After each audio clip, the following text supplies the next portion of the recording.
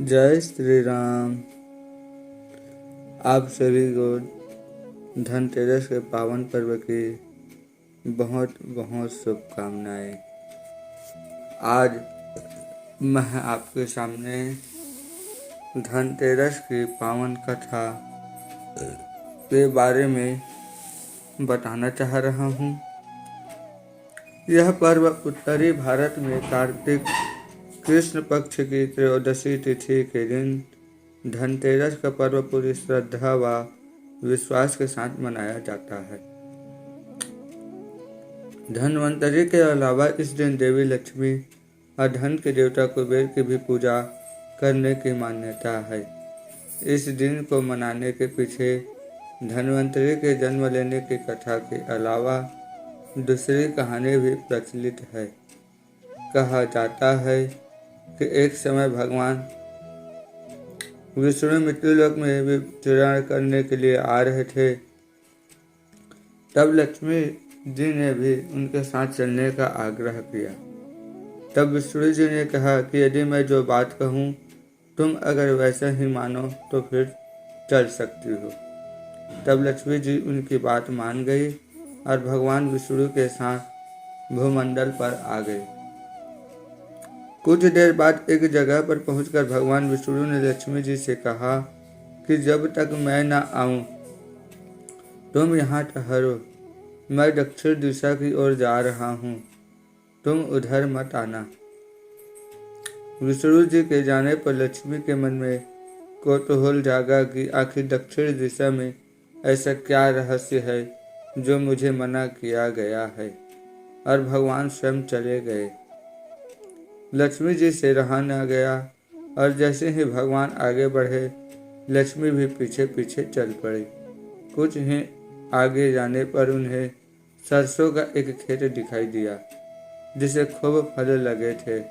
सरसों की सुबह देखकर वह मंत्रमुग्ध हो गई और फूल तोड़कर अपना श्रृंगार करके आगे बढ़ी।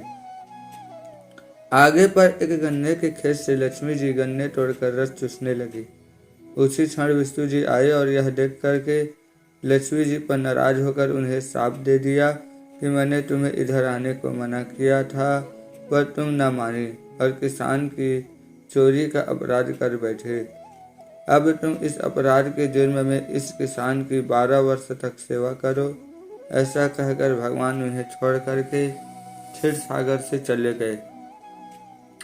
तब लक्ष्मी जी ने उस गरीब किसान के घर रहकर उनकी सेवा करने लगी। एक दिन लक्ष्मी जी ने उस किसान की पत्नी से कहा कि तुम स्नान कर पहले मेरी बनाई इस देवी लक्ष्मी का पूजन करो, फिर रसोई बनाना, तब तुम जो मांगोगी। किसान की पत्नी ने ऐसा ही किया। पूजा के प्रभाव और लक्ष्मी की कृपा से किसान के घर दूसरे ही दिन से अन्न धन रत्न स्वर्ण आदि से भर गया। लक्ष्मी ने किसान को धन धान्य से पूर्ण कर दिया। किसान के 12 वर्ष बड़े आनंद से कट गए। फिर 12 वर्ष के बाद लक्ष्मी जी जाने के लिए तैयार हो गई। विष्णु जी लक्ष्मी जी को लेने आए। तब किसान ने उन्हें भेजने से इनकार कर दिया। तब भगवान ने किसान से कहा कि उन्हें कौन जाने देता है, यह तो चंचला है, कहीं नहीं ठहरते, इनको बड़े बड़े नहीं रोक सके। इनको मेरा शाप था, इसलिए 12 वर्ष तक तुम्हारी सेवा कर रही थी। तुम्हारी 12 वर्ष सेवा का समय पूरा हो चुका है। किसान हठपूर्वक बोला कि नहीं, अब मैं लक्ष्मी जी को नहीं जाने दूंगा। तब लक्ष्मी जी ने कहा कि हे किसान, तुम मुझे रोकना चाहते हो तो जो मैं कहूँ वैसा करना। तेरा है, तुम कल घर को लिप पोत करके स्वच्छ करना, रात्रि में घी का दीपक जलाकर रखना और सायंकाल मेरा पूजन करना। हर एक तांबे के कलश में रुपये भरकर मेरे लिए रखना। मैं उस कलश में निवास करूंगी, किंतु पूजा के समय मैं तुम्हें दिखाई नहीं दूंगी। एक दिन की पूजा से वर्ष भर में तुम्हारे घर नहीं जाऊंगी। यह कहकर वह दीपकों के प्रकाश के साथ 10 दिशाओं में फैल गई। अगले दिन किसान ने लक्ष्मी के कथानुसार पूजन किया। उसका घर धन धान्य से पूर्ण हो गया। इसी वजह से हर वर्ष धनतेरस के दिन लक्ष्मी जी की पूजा होने लगी। उत्तरी भारत में कार्तिक कृष्ण पक्ष की त्रयोदशी तिथि के दिन धनतेरस का पर्व पूरी श्रद्धा व विश्वास के साथ मनाया जाता है।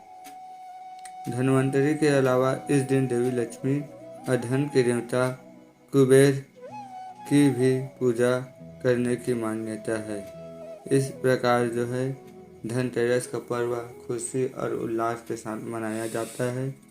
आप सभी के जीवन में माँ लक्ष्मी का सदा भंडार भरा रखे। जय श्री राम, राधे श्याम।